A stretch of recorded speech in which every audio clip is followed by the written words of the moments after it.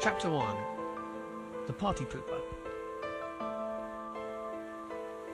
How interesting is your hand? A question Clare Marshall found herself asking as she stared up at hers. She stared at her slender fingers, the uninteresting palm lines, the nails and the creases, before it dropped to her side, and she continued gazing into the blanketed sky of shining pinpricks. A small grimace appeared on her face as the cold shivered down her spine, and clouds of her breath formed before her face. She was lying on a park bench, quite alone, with only distant noises of the world to rouse her. She'd been at a party set up by her grandparents, Harry and Iris Farrell, for business associates and clients. Frankly, it had been terrible. There had been horrible food and no music. There had been only 2 other children. They were around her age, and they had frowned upon her like something disgusting every time she had spoken. Their all too straight noses pointed disturbingly skywards. They appeared more interested in the buffet than they did her.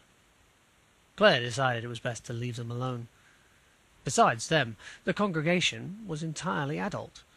Her grandparents had ignored her, as they always chose to do when they were outside of the house. They were doing their best to entertain their guests of Grandfather Harry's insurance firm, pretending the granddaughter they did not want did not exist. Clare breathed heavily into the night and watched the clouds rise above her as she thought of what had transpired. She hated her grandparents, and they her, brought together after the death of her parents in a car crash 5 years previous. She had learned to behave in their presence. Grandfather loved to drink, and when he did, Clare would never speak. She chose to be silent rather than vocal, visible, and hittable. Whilst Grandmother Iris would always watch it happen, then blame her and lock her away in a cupboard with no light and food. Clare touched the smooth wood of the bench under her and wriggled in an attempt at comfort. She thought back to the party and the single thing that had made her smile, a single slither of happiness in her existence. It had been a tall, grey, gangly man with an ashen, pale complexion. This man was Richard Hadley, a partner in the firm with her grandfather. But unlike her grandfather, Mr. Hadley was warm and kind. He would always smile at Clare and talk to her with a level of intelligence that her grandparents did not. He had been talking in the crowd before he had nodded at Clare in an attempt at catching her attention, while in an instant she had moved across the room and joined him. This man had managed to get her grandfather to allow Clare out to the party. He was a family man himself, and felt it only right that Clare was to be present, and Clare loved that fact. She'd only met him 2 or 3 times at the most, but she always enjoyed his company, remembering him quite clearly. She recalled he was happily married with a son, and that he was a lovely person to be around due to his cheerful nature. He was sort of chalk to grandfather's cheese. "Oh, I'm glad to find it so funny, little madam," Mr. Hadley said with a little wink. "It's chaos. Organized chaos. And how are you? Are you having fun?" Mr. Hadley's eyebrows rose. They were quite expressive. He was clearly reading between the lines of the boggled expression on her face. "Ah, that bad is it, Clare?"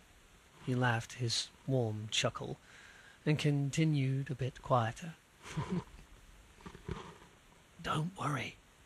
I know these little business things must seem very boring indeed to you. And if you really want to know, they do me too.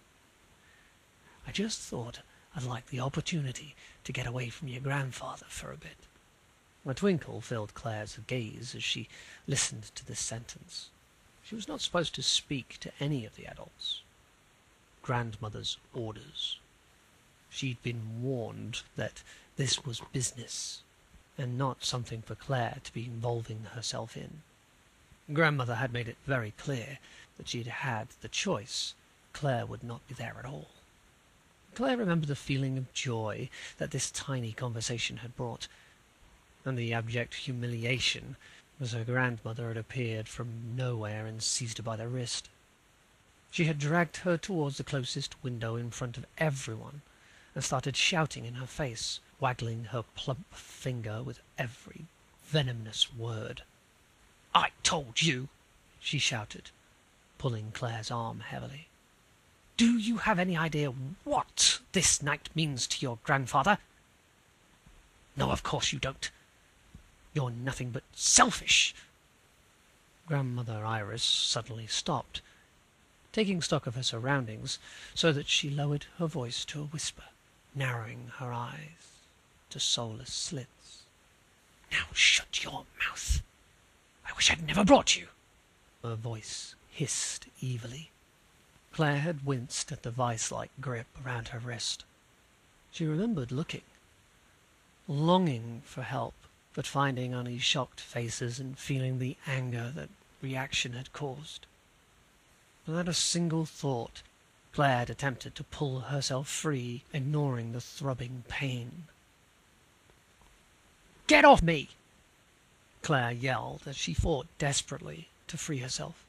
She could feel water welling in her eyes. "I'm not going to cry. Not here. Not now," she kept repeating to herself in her mind determinedly. However, Iris refused to let go until suddenly she did. From nowhere, Mr. Hadley had seized her arm and was pulling her away from Clare. "Enough!" he shouted with a flare of anger. Clare had blinked away the tears to witness this before she had took flight and ran from the room. She had not looked back at all, running as fast as she could across the red and golden carpets, running down the halls, through the hotel lobby, and crashing through the double doors. The door attendant, a young man, could not hide the expression of concern as he looked on after this little ginger-haired girl, with tears streaming down her face. Before he could even call after her, she had headed down across the hotel car park and crossed the street as fast as her feet had carried her. She had not looked back, not even once. That was why she was on this bench now, resting uncomfortably, letting her tears dry away to a clarity she craved.